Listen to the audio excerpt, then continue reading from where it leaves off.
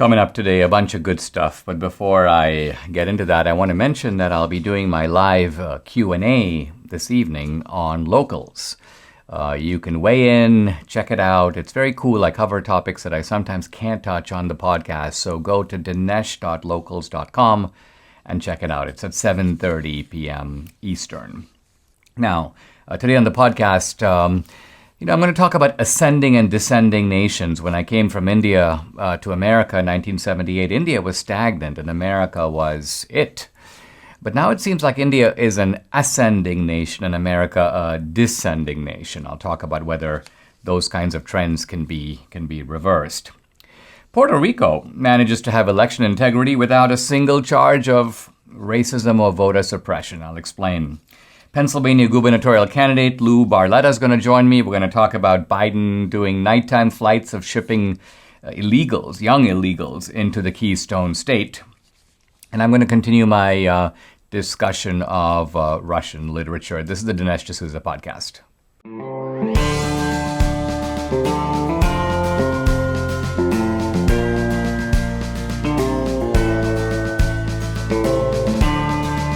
America needs this voice. The times are crazy. In a time of confusion, division, and lies, we need a brave voice of reason, understanding, and truth. This is the Dinesh D'Souza podcast. Normally on the podcast, I tend to zoom into current events, what happened in the news just now or yesterday. But sometimes it's good to step back a little bit and try to get the larger picture, the sort of 10,000-foot view, if you will.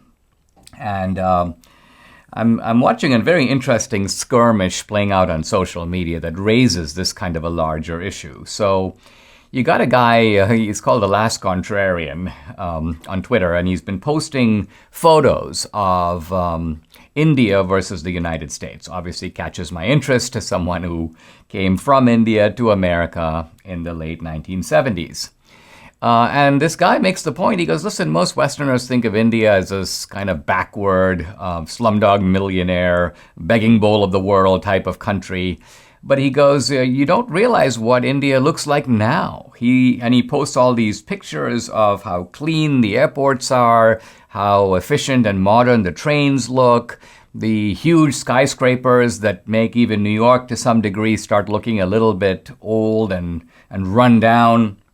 And he then makes the point, which is that India is an ascending society, and he says it's part of the ascending world, whereas America is part of the descending world. And he implies that Westerners are kind of in denial that they are in, you may say, on the downward slope. Now, a couple of Indians weigh in on this and kind of reinforce what he's saying. And one guy says that if you compare the Indian city of Kanpur, it launched a new metro rail system, which it built in 2 years. And he says, contrast this with San Francisco, which has spent $300 million and literally decades to build a metro system, and it's still not finished. So the efficiency is the point here. And then this Indian guy, Balaji Srinivasan, makes the point, he says, if you told me even 20 years ago that Indian cities would look better than American cities or live better, you can actually have a more livable life in them, he says, I would have thought you were out of your mind. And he says, but today, Chennai, previously Madras, he says Chennai is better than San Francisco. It looks better, it's cleaner, the infrastructure is better, it's a more livable city. And he says that Indian airports today are better than American airports, particularly these older, non-refurbished ones. And then, of course, against this comes a kind of wall of pushback. And you've got one guy saying, this is ridiculous. I lived in India. India's a basket case. And another guy goes, you've talked about Chennai, and Chennai, like Bangalore, has been a somewhat planned city. He goes, now do Mumbai, which, of course, has massive parts of it that are absolute chaos. This one guy says the infrastructure in India is nowhere close to the U.S. India is at least 50 years behind. Now, how do you resolve this dispute? Who's right? I think actually both parties are right, but they're talking past each other. Let me give an analogy to say what I mean. Think about being on an escalator, and there are two escalators side by side, and one is going up and the other is going down. Now, you see a guy on the escalator and he's higher up. And this is the being 50 years or 20 years ahead. And the other guy on the escalator is down, closer to the bottom. But the escalators are moving in opposite directions. So one escalator is going up, and the guy who's lower down is coming up, and the guy who's further up is going down. So it is predictable that if current trends continue, and that's always an open question, obviously the guy who's at the bottom is going to end up on the top, and the guy who's higher up now is going to end up at the bottom. So it doesn't make any sense to say, I mean, it is true that large parts of India is still destitute. In fact, they've been destitute for eons. But India is getting better. Debbie and I have been, well, before COVID, we would go every couple of years, and we always notice improvements. Oh, the airport is better. You're not walking on the mud anymore, and the highways are suddenly cleaner, and the life of the Indians appears dramatically improved. The size of the Indian middle class, for example, has dramatically grown. Not to mention the affluent class, whereas it seems that in America, the middle class is pulled in two directions. Yes, there is an affluent class, but then a lot of people have actually been yanked from the middle class into the lower middle class. America, I think it is fair to say, and this is even more fair to say under Biden, is a descending society. And obviously, if we keep on the current track, this descent will be more rapid. There are some factors that are putting America on the descending slope that have nothing to do with Biden. They're broader issues, which I'll talk about at another time. But it seems to me that we need to focus, number one, on rooting out the Biden contagion, the Biden plague, getting rid of these Democrats who literally seem not only accessories of American decline, but cheerleaders of American decline. And once we get rid of those, our problems still aren't over, because we still have to vindicate the full promise of America. We still have to get America off the descending slope and put it back to where it was, really from the early 19th century all the way to the middle to late part of the 20th century. America was moving up, up, and up. And that's what I think Reagan meant when he talked about in his very poignant phrase, morning in America. I talked yesterday, guys, about how the Minnesota Bank and Trust is debanking Mike Lindell. And, look, if I had an account at Minnesota Bank and Trust, I would close it. I would pull my money out. I would let them know what I think, but I don't. So I can't really do the negative thing, but what I can do is support Mike Lindell, and so can you. Let's support this guy, and let me talk to you about his towels. He's got great towels. I mean, I can tell you because Debbie and I use them every day. Now, if you're trying to replace your towels in your house, and it's got to do that from time to time, don't just go out and buy ordinary towels, because ordinary towels don't absorb. They feel soft and lotiony, but they don't work. Why? Because the towel companies typically import the product, then they add softeners to make the towels feel good on the outside, but they don't dry you very well. Now, Mike Lindell has solved this problem. He's got proprietary technology to create towels that feel soft and actually work. Made with USA cotton, they come with the MyPillow 60-day money-back guarantee, and for a limited time, a great deal on the 6-piece towel set. That's 2 bath towels, 2 hand towels, 2 washcloths, all made with USA cotton, soft yet absorbent, regularly $109.99, but now $39.99. A really good deal. Call 800-876-0227 or go to mypillow.com. Make sure to use promo code Dinesh. Voter integrity laws in the United States are hugely controversial, by which I mean that they have the left and the media left screaming. I just saw on social media Elizabeth Warren, you know what these laws are about? They're about suppressing the vote. They're suppressing women. They're suppressing persons of color. They're suppressing college students. And so we have this kind of drumbeat to the effect that the very nominal measures that are being taken in a number of states to protect the vote are somehow voter suppression. Now, there's a very interesting article. This is actually from AEI, and it's a long time since I don't even know if I've ever cited an AEI report on the podcast, which kind of gives you an idea of how out of it AEI is generally now as a so-called think tank. But this is an interesting article. It's about voting laws in Puerto Rico. And this is written by a guy who lives in Puerto Rico. So he actually knows what he's talking about. And I want to highlight a few items. He goes, first, you have to obtain a voter ID card before you can vote in Puerto Rico. He goes, this is a laminated photo ID with holograms and a barcode. It's completely separate ID from your driver's license. It's a voting ID.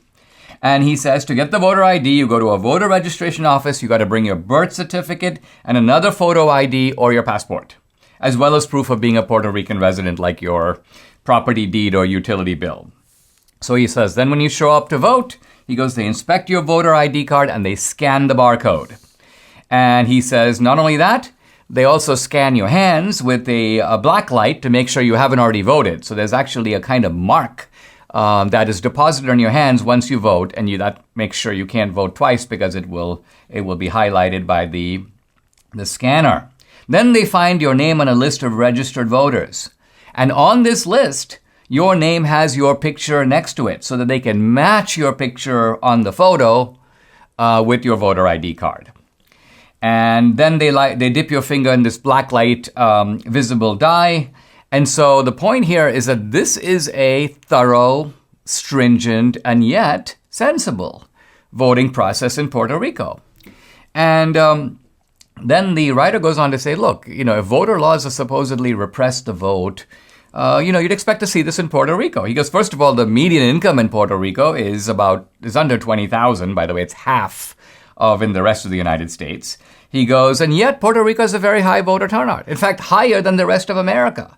So clearly, these measures that check who you are, make sure you are who you say you are, work and don't suppress people from voting. And he goes, moreover, I've never even heard anyone in Puerto Rico, white, black, or otherwise, ever say that these laws are racist or that they somehow discriminate against people based on color. He goes, there's a universal agreement in Puerto Rico that these laws are not only useful, they're necessary. They're necessary to make sure that voting in Puerto Rico is legit. So think of the embarrassment here. You've got Puerto Rico, which has implemented what it seems to be a fully functional voter ID system. In fact, more thorough than any of the voter integrity laws in any of the Republican states.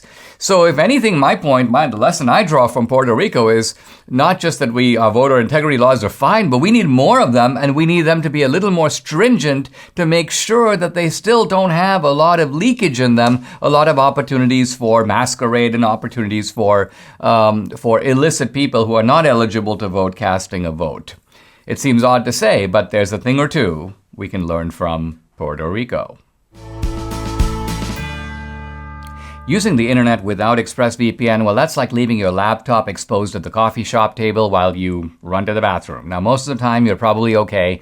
But what if one day you come out of the bathroom and your laptop is gone? Well, every time you connect to an unencrypted network at a cafe, a hotel, an airport, any hacker on the same network can gain access to your personal data. It doesn't take much technical knowledge to hack someone. Just some cheap hardware is needed. A smart 12-year-old could do it. And the data is valuable, so there are people making money off of your data. ExpressVPN creates a secure, encrypted tunnel between your device and the internet. Hackers cannot steal your sensitive data. It's easy to use. Fire up the app, click one button, boom, you're protected. Works on all devices, phones, laptops, tablets, and more, so you can stay secure on the go. It's important for me because of the sensitivity of the work I do. More about that you're going to find out this week. Now, when our team works on movies that are top secret, I only trust ExpressVPN to keep others from knowing what my next move is. Secure your online data today by visiting expressvpn.com/Dinesh. That's expressvpn.com/Dinesh.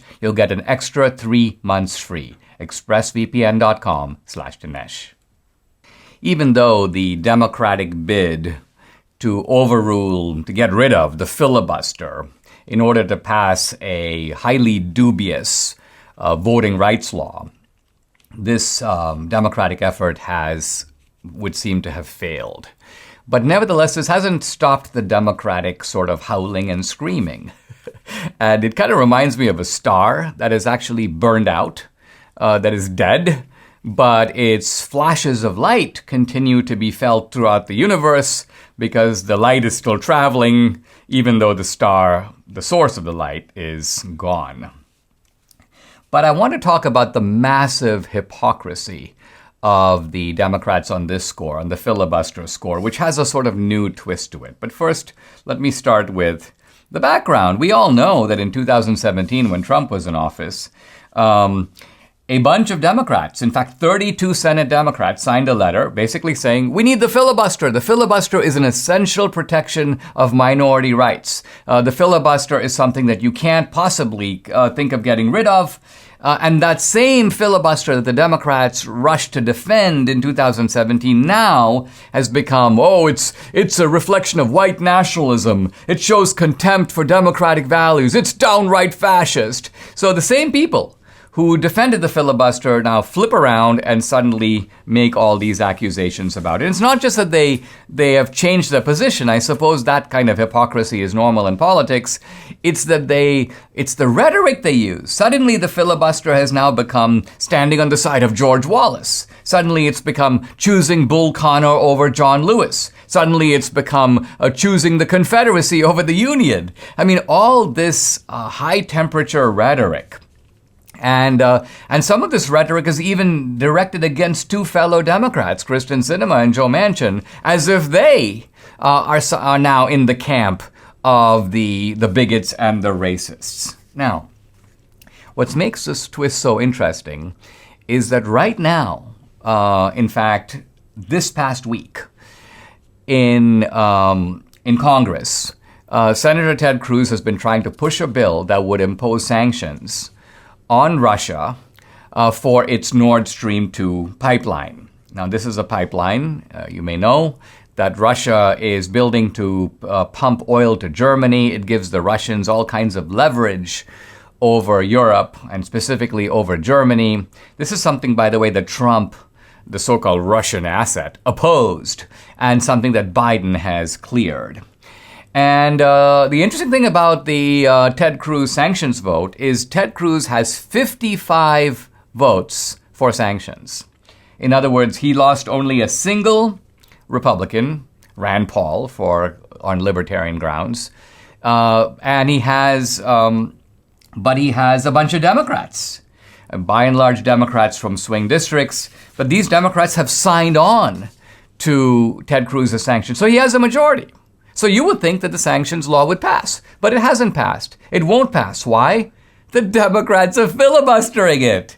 So this very racist tool, this Jim Crow relic, this Bull Connor tactic, this George Wallace scheme is being used not in 2017 under the Trump administration, but is being used right now under the Biden administration this past week by the Democrats to block the sanctions bill on Nord Stream 2. So this is carrying hypocrisy to a whole new level. I mean, only the Democrats can reach this kind of zenith of absolute two-facedness.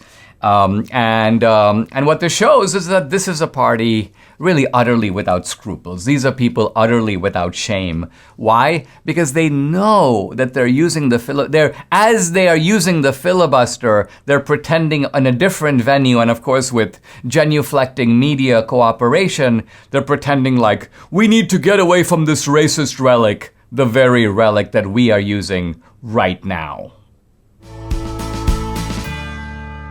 Guys, in the COVID era, the name of the game is immunity. Now, we all know that in order to keep your immune system strong, you need extra protection for it. Now, my friends at Centurion Labs have combined 5 key ingredients to defend your immune system against allergies, colds, the flu, and even coronavirus. It's called Centurion Defender, and it incorporates vitamin C, vitamin D, zinc, copper, and quercetin in just one capsule. No more swallowing 10 pills a day or not taking supplements because the individual cost is too high.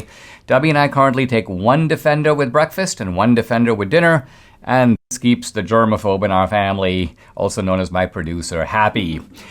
Just like the Centurions of Rome, led by example, held themselves to the highest possible standards, Centurion Labs has dedicated the last 15 years to research and develop safe, effective, and affordable healthcare products made in the USA that you can trust. For a limited time, listeners of this podcast can save 20% off their first order of Centurion Defender when you visit centurionlabs.com/Dinesh and use promo code Dinesh. You can defend your health today with Centurion Defender. Again, that's centurionlabs.com/Dinesh, CENTURION labs.com/Dinesh. Folks, I'm really happy to welcome to the podcast Lou Barletta. Lou's the former mayor of Hazleton, Pennsylvania, former congressman, and Republican candidate for the governor of Pennsylvania. Lou, welcome to the podcast. Thanks for joining me. I'd like to talk to you about this business about the Biden administration organizing night flights into Scranton, into Pennsylvania, and taking illegals who have come across the border in Texas, I'm not sure, maybe even California, and sort of scattering them through the country and depositing them secretly into Pennsylvania. Now, you mentioned to me a moment ago that this is an issue that you've been on for a while, going back to your days as mayor. Talk a little bit about what got you interested in the issue, and then we'll come to the Biden night flights. Sure. While I was mayor of Hazleton in the early 2000s, actually I was elected in 2000, we realized in the first few years as our population grew by 50%, our tax revenue stayed the same. As we had an influx of folks moving in, that we realized through many investigations of crimes that were being committed that for whatever reason, we had an illegal immigration problem in Hazleton, which is 2,000 miles away from the nearest southern border. It wasn't a town you would expect that to happen. Our hospitals were affected, our schools, and nobody wanted to help me. Literally, I was on my own, met with the Department of Justice in December of 2005, and they were great, brought in all these experts, and at the end of the day, they gave me a nice coffee mug, a lapel pin, pat on the back, and realized I was on my own. I created the first law in America as a mayor in dealing with the problem of illegal immigration. I was sued by illegal immigrants, and we fought that all the way to the Supreme Court. And because of that, it sort of thrust me onto the national stage, fighting the problem of illegal immigration, which I did in Congress as well. Well, what this is showing us is that this is not a problem that started recently. I mean, obviously, it's been carried to a completely new level. It seems like the incidents you're describing were occurring under the Bush administration, right? Because you were talking about 2005, 2006, the second Bush term. But it looks like with Biden, we have gone from, I shouldn't say the frying pan into the fire, but we've sort of taken things to a completely new level. And how is that being experienced in Pennsylvania? Well, sure. As we know, Donald Trump, President Trump, really, I believe one of the reasons why he was nominated to be president was because he talked about securing our southern border. I served on the Homeland Security Committee, and while I was in Congress, and I understand what comes across the border, the gangs that move in, the drug cartel, the human trafficking, the horrible stories of people who are being abused by that border. And with Joe Biden's open border policy, we see a crisis at the border like we've never seen before. I mean, it is literally people, tens and tens of thousands of people pouring in. But that problem didn't stay at the border. It ended up in states like Pennsylvania, which we're seeing right now. Do you think, Lou, let's talk a little bit about these flights. These are chartered flights. It seems that the Biden administration is contracting with some of these companies that do these flights to pick up the illegals, a lot of them young people in Texas, and then fly them. And it's very telling that they do these flights kind of at night. Do you think it's because they want to prevent the people from Pennsylvania from finding out that you're basically getting new members of your community, whether you want to or not? Well, you could judge for yourself. I mean, I think there's no question about it. These ghost flights were meant to come into Pennsylvania without anyone knowing about it. It was first brought to me on the flight of December 17th, which I think is very telling. That flight, someone had taken a screenshot of FlightAware. FlightAware, you can actually track flights while they're in the air. This plane from El Paso was 58 minutes outside of Wilkes-Barre Scranton Airport, coming in for a landing. All the information from that plane has disappeared after the plane landed. The tail number, as if the flight never even happened. The passengers got out, were met on the tarmac, put into buses, and taken somewhere. And that began a series of questions that I had for the governor and attorney general as to what was going on. The next flights came on Christmas night. Same deal. At night, buses waiting for them, taken away. They then moved the flights after the attention. They then moved the flights to Allentown, where next flight came in on New Year's night. Again, same deal, buses moving people off. And then they moved the flights to Harrisburg, where those passengers, adult males, were taken to a detention center in Clearfield County, 2 hours away from Harrisburg, and that's where they were brought. I'm reading in one of the local papers that if you try to get a flight manifest of who was on the flight, it's unavailable. So in other words, they're doing everything they can to throw a camouflage over this. What, to the best of your knowledge, is happening to these illegals? They're being dispersed, but where do they go? Are they sent to adoption centers, or where are they going in Pennsylvania, or does nobody know? Nobody really knows. And those are the questions that I asked our governor. Of course, we're not going to get it from the Biden administration because they have a crisis at the border and they need to move people from the border into the interior of the country. But our governor should know and our attorney general should know. And you know, the questions are, you know, we were told by HHS that these are unaccompanied children being reunited with their families and sponsors or relatives. But how do they explain the flights in Harrisburg that took people to a detention center? And there were witnesses that saw the passengers from the Allentown flight. They were bused to New Jersey, where they got out of their cars at a visitor center, out of the bus at a visitor center, put in cars and taken away somewhere. You know, there are a lot of questions. If these are unaccompanied children, the questions I would have: are they vaccinated?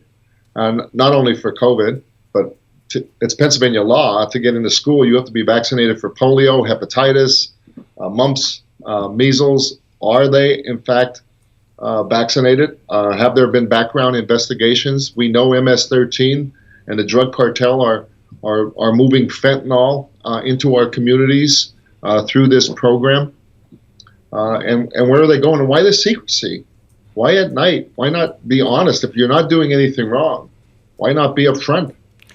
I have heard, Lou, about these night flights, not just in Pennsylvania, but also in Florida. And every time I hear about them, it appears that this is happening in, well, let's just call it a key state or a swing state. Do you think that there is some consciousness on the part of the Biden administration that, listen, it would be kind of nice to tip the balance in all these swing states so that there is a enduring Democratic advantage? In other words, do you think that there's a political motive for identifying Pennsylvania as the venue for where to deposit these illegals?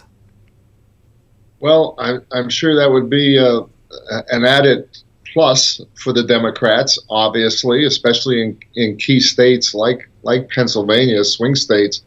But I really believe it's because the Biden administration is hooking up with liberal governors who are literally willing to just close their eyes and help him with the problem that he's created at the border that now becomes a problem here in Pennsylvania. And it's unfair to the people here that they don't have the answers to these questions. Why? How does this benefit anyone in Pennsylvania to be taking people who have come into the country illegally at the border and sneaking them in here at night? I don't know. Lou, this is fascinating. Thank you very much for joining me. I appreciate it, and all the best to you on your campaign. Thanks. Thank you. You know, the government is not your friend when it comes to inflation. If you think about it, inflation benefits the Biden administration. Inflation rates right now are higher than the rates on Treasury bonds, and so with every day that passes, the government owes less and less on its mountain of debt. Imagine if your mortgage had a negative interest rate. Would you be in a hurry to pay it off? Exactly. So your pain is their gain. Protect your savings now. The way to do that is to diversify, to hedge against inflation with gold from Birch Gold, because the government is sabotaging the value of the U.S. dollar. Birch Gold will help you to convert an IRA or eligible 401k into an IRA backed by real gold. Now that's peace of mind. That's why I'm a customer. With thousands of satisfied customers, an A+ rating with the Better Business Bureau, you can trust Birch Gold to protect your savings. Go ahead, text Dinesh to 989898. You'll get a free information kit on holding gold in a tax-sheltered account. Then you can call Birch Gold and figure out how to protect your hard-earned savings. Text Dinesh to 989898 and get your free information kit now. I think we all know that Chicago has been, for quite a long time, a political cesspool. And as a cesspool, it produces cesspool monsters. I mean, we can think of people like Valerie Jarrett or Obama. And now, of course, the latest, which is Beetlejuice herself, Lori Lightfoot. Now, to show you how third worldish the operations are in Chicago, let me focus on a single incident. This is an incident involving a smash and grab in Chicago. Now, this has, by the way, become kind of commonplace in Chicago. We've seen a rise in crime across the board. I mean, a rise in sexual assault, a rise in carjacking. The city recorded 797 homicides last year, more than in 2020. In fact, it's the highest number since 1996. Shooting incidents. And so Chicago has become, well, an even more dangerous place than it was before. Now, this would have seemed, the incident I'm talking about would seem like one of their normal smash and grabs, looting incidents, basically, in which you've got a guy who runs a kind of high-priced store. It's called Gold Coast Exotic Motor Cars, but they don't just sell motor cars, they sell other stuff as well. And apparently some people broke in and they stole a bunch of expensive watches. In fact, so expensive that they're collectively worth several $1 million. So this was a kind of a heist. And this guy, a guy named, let's see what his name is,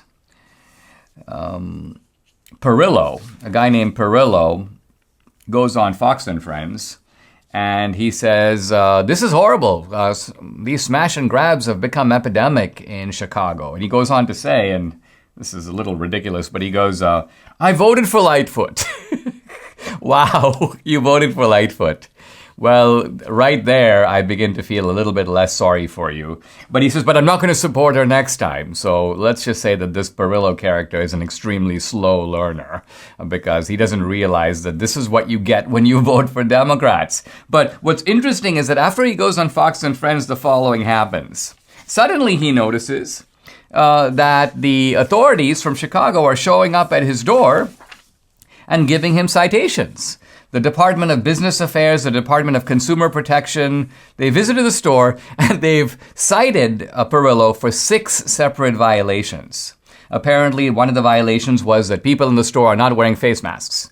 Another is that they are receiving and selling alcohol, which apparently maybe they were not authorized to do, or maybe their permit expired. I don't really know all the details. They're also supposedly interfering or obstructing a commissioner in his performance of duties. Who knows what all this is, but the point is all of this nonsense descends upon this guy Perillo the moment he goes public and speaks out about these smash and grabs. And so you see here, this would happen in Mumbai when I was growing up. If you went out publicly and said something about the local politician, they would immediately come and start auditing your taxes, or they would come and suddenly find that you were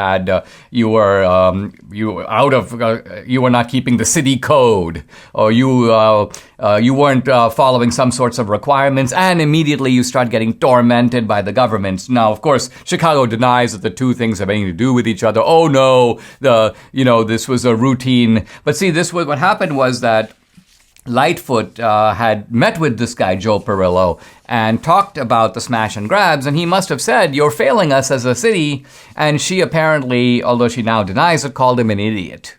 And immediately upon her giving this public signal, Lightfoot, that this guy's an idiot, it was like a message to the other city agencies. Okay, let's go get this guy, And this is Chicago. This is today's Chicago, and this is the kind of, petty gangsterism in this case. Except the gangster I'm talking about are not the guys who looted the store, but Beetlejuice herself, Lori Lightfoot.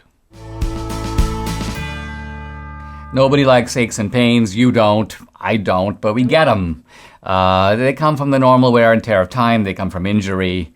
But, we have something now we didn't have before. It's a 100% drug-free solution. It's called Relief Factor. Relief Factor supports your body's fight against inflammation that's the source of aches and pains. And the vast majority of people who try it order more. Why? Because they see it works for them. Debbie's a true believer. She has this pain caused by frozen shoulder, but it's been a game changer for her. And she also knows if she stops taking it, which has happened once or twice, then the pain comes right back. So Debbie's like, I'm not going to be without this again. Being able to lift her arm and exercise, super important to her. Relief Factor is the tool she needs, and she's really glad she has it. Now, you too can benefit. Try it for yourself. You'll see. Order the 3-week quick start for the discounted price of just $19.95. Go to relieffactor.com or call 833-690-7246 to find out more about this offer. Again, that number 833-690-7246 or go to relieffactor.com. Feel the difference. I want to talk about the corruption of Marilyn Mosby. Now, if you don't know who Marilyn Mosby is, she's one of the Soros-style attorneys, district attorneys. She's the Baltimore State attorney. And she came to public attention in the Freddie Gray case. You might remember several officers were accused of both manslaughter and, in some cases, murder charges for killing this criminal, Freddie Gray. And Marilyn Mosby was all over it. She was like, we're going to prosecute these cops. So the interesting thing about these Soros DAs is they hate to prosecute criminals, but they love to prosecute cops. This is their MO, and this is Marilyn Mosby's MO. Of course, the prosecution turned out to be a disaster. All the cops were exonerated. The whole thing fell apart. But nevertheless, Mosby is one of these kind of high-minded Democrats who always acts like they're motivated by the public interest. They're trying to serve the public good. They're trying to reduce the city's preoccupation with crime, and they're trying to replace punitive measures with humanitarian measures. So there's nothing but high. These are the sort of Pharisees of our time. So therefore, I really chuckle when this mask, so to speak, is taken off. And you'll understand why I'm using the analogy of the mask, because this BLM supporter, this Soros DA, has finally been busted. She has been indicted on federal charges of perjury. This is fantastic. Why? Because she took COVID money, large amounts of COVID money, used that money to buy a house in Florida. And she claimed on her, this is where the perjury comes, and she claimed on her government application that she was suffering financial hardship and that her fortunes had taken a sharp downturn under COVID. Now, it takes only the briefest kind of review to see that Marilyn Mosby's salary in 2020 was $247,955. I'm sorry, $247,955.58. And this was actually a $10,000 increase over her previous year's salary. So far from COVID having hurt her, her salary went up. And even though she had to work less, so work remotely, she was paid not just the same, but actually more. And even so, what she did was she submitted an application under the so-called coronavirus-related distribution requests, and she got withdrawals of $40,000 and $50,000 respectively from the City of Baltimore's Deferred Compensation Fund. And this was all based upon the lie that she was suffering undue financial hardship. So basically, you have a person who's a complete crook. A crook masquerading as a champion of social justice, a crook masquerading as someone motivated by the higher good. It's very clear that the closer you begin to look at the lives of these Democrats, you realize that the higher good that they have in mind is nothing more than what's good for themselves. I'm doing a segment or a series on Russian literature, and I want today to talk about one of the greatest works, and an early work of the Russian Golden Age. This is considered to be, by many, to be the greatest poem, and it's a long poem, so it's published as a book. You can get it as a Penguin Classic. It's written by Pushkin, and it's called Eugene Onegin. Now, in Russian, Evgeny Onegin, but I'll use the anglicized Eugene Onegin. And this shows the breathtaking capacity of Pushkin as a poet, because you see in this poem in this long poem, in the story, the combination of the different influences that shaped Pushkin. Pushkin had received a kind of European education. He was fluent in French. He was familiar with London and England and had a knowledge of Shakespeare. At the same time, Pushkin was through a housekeeper who raised him, a serf. He had been exposed to the kind of folk tales of the old Russian tradition. This is, in fact, folk tales, some of which had their roots going back to pre-Christian Russia. And so Pushkin somehow managed to combine all this. And Pushkin also had African heritage, which is very interesting. The story behind it is sort of weird. The Tsar apparently heard that other European monarchs around Europe had Moors, which is to say black North Africans, at their court. And he goes, I want a Moor. I want a black guy in my court. And so he had a Moor, a young Moor, dispatched to the Russian court. He made him a military officer, and the man became a educated person of some rank. And Pushkin came from that line. So Pushkin actually had African blood and was very conscious of being part African. Now, this work called Eugene Onegin is a product of, you'd have to call it late Romanticism. And although Pushkin denied it, there are echoes in this work of the English poet Lord Byron. Lord Byron was, in his early career, a sort of enraptured romantic. He was caught in the wind of the Romantic movement, and of course the Romantic movement was ecstatic about nature. It was ecstatic about being in tune with yourself. It was ecstatic about the idea of falling madly, uncontrollably in love. And all of this you see in Byron's early work, Childe Harold.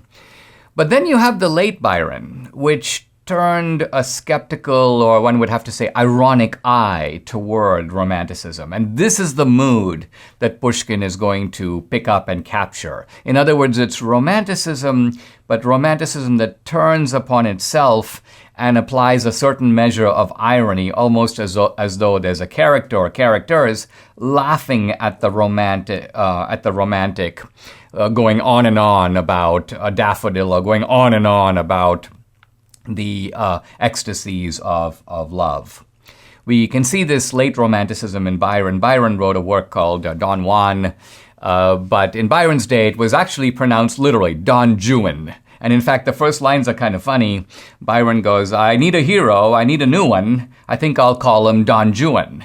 And you can see, if you think about this, that what Byron is doing is he's kind of chuckling. He's mocking his own hero. I need a hero. I need a new one. My old heroes have disappointed me. And so, I think I'm just going to call this guy Don Juan. And Pushkin now adopts this late Byronic cynicism and puts it into his main character, a cosmopolitan cynic named Eugene Onegin. And you see elements of Byron, but also elements of Pushkin in this roguish, cosmopolitan character. Now, Eugene Onegin and his friend, who is a poet, are visiting a country estate of two sisters, and their names are Olga and Tatiana. And the poet, this is to say Onegin's friend, is very interested in Olga because Olga is beautiful and she's glamorous and she's sort of plucky and has a sort of confidence to her. The other sister, Tatiana, is reclusive, she's shy, she's withdrawn, she doesn't seem to say a lot. But Eugene Onegin, who is a very perceptive observer, notices right away that this sister Tatiana, the shy one, is actually a woman of great refinement, great sensitivity, great spirituality, great taste. But this is a sensibility that's not appreciated in the country. And also she is withdrawn, she is reserved, but she's only reserved because she is, you may say, concealing her virtue. And at one point, Onegin says to his poet friend, he goes, check out the other sister, Tatiana. I think you picked the wrong one. Onegin sort of knows in a way that his romantic poet friend doesn't, that the real catch here is not the glamorous, over-the-top Olga, but the shy, reclusive Tatiana. Now, very interestingly, as the plot goes, Tatiana, maybe in part recognizing Onegin's appreciation of her, falls madly in love with Onegin. And she decides, and this is a remarkable thing for someone to do in Russia, in the aristocratic class in the 19th century, to write a letter to Onegin confessing her feelings for him and essentially saying, I'm in love with you. And this was not done. This was considered a very not just inappropriate, but a little bit of a dangerous thing to do because it could cause a bad man to take advantage of you. But nevertheless, having thought about it and reflected on it and obviously agonized over it, the shy girl, Tatiana, decides to go ahead. And she writes this beautiful letter. I say beautiful because Pushkin tells us the letter was written in French. Now, this is an odd thing to say because obviously Pushkin is writing in Russian.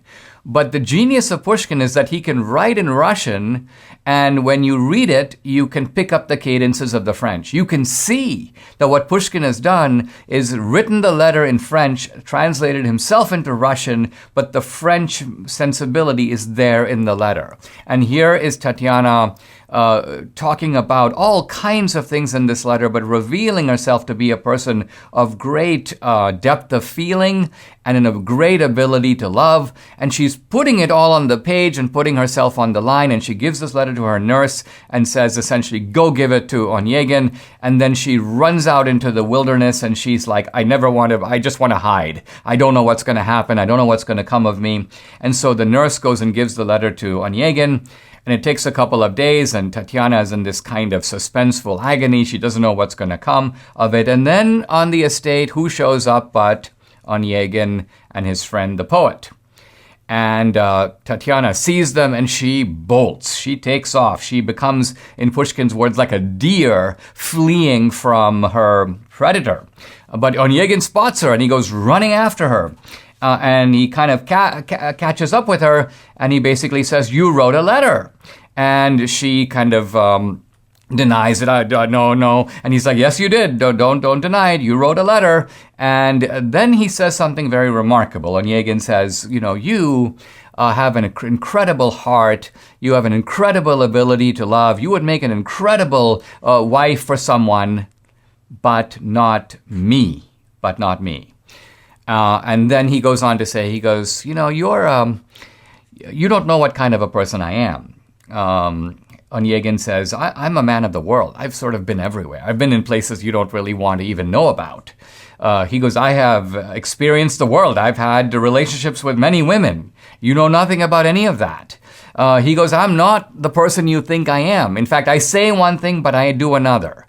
In short, there's a lot of not just complication, but there's a lot of evil in me.